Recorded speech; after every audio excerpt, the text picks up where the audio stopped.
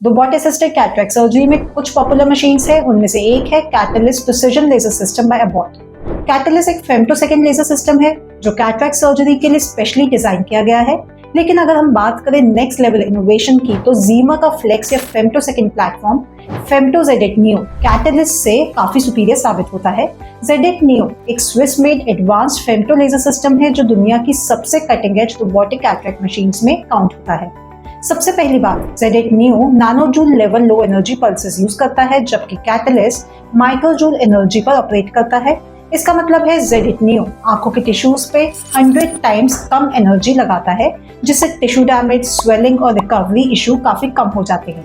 ZX Neo high pulse frequency पे काम करता है, जहां कैटलिस्ट 120 किलोहर्ट्ज पे ऑपरेट करता है। वही ZX Neo 1 मेगाहर्ट्ज तक यानी कि 10 टाइम्स फास्टर फ्रीक्वेंसी पे काम करता है। नेक्स्ट पॉइंट है टिश्यू अडेप्टेड पल्स मैनेजमेंट यानी टैप सिस्टम। ZX Neo में लेजर की पल्स एनर्जी टिश्यू के हिसाब से एडजस्ट होती है। फॉर एग्जाम्पल, जहां सुपरफिशियल टिश्यू पे डेलिकेट कट्स चाहिए होते हैं जैसे कॉर्नियल इंसिजन, वहां लोअर एनर्जी पल्स यूज होती है, और जहां डीपर टिश्यू जैसे लेंस फ्रैगमेंटेशन होता है वहां हायर एनर्जी पल्स लगती है। ये डायनामिक एडजस्टमेंट लेजर के प्रिसिजन को और भी इंप्रूव करती है।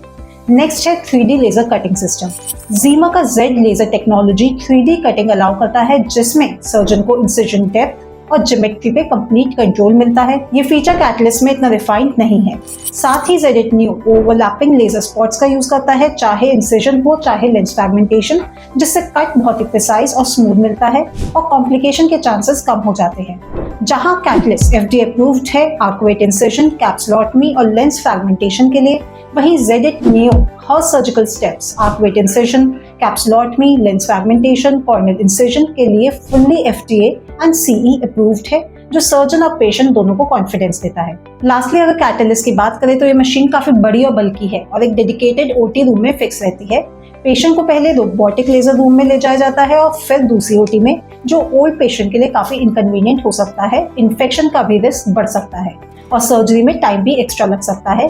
वहीं ZX Neo काफी लाइट और मोबाइल है, इसे OT तक ले जाया जा सकता है, मतलब पेशेंट शिफ्ट करने की जरूरत नहीं है, जो एल्डरली पेशेंट के लिए काफी हेल्पफुल होता है।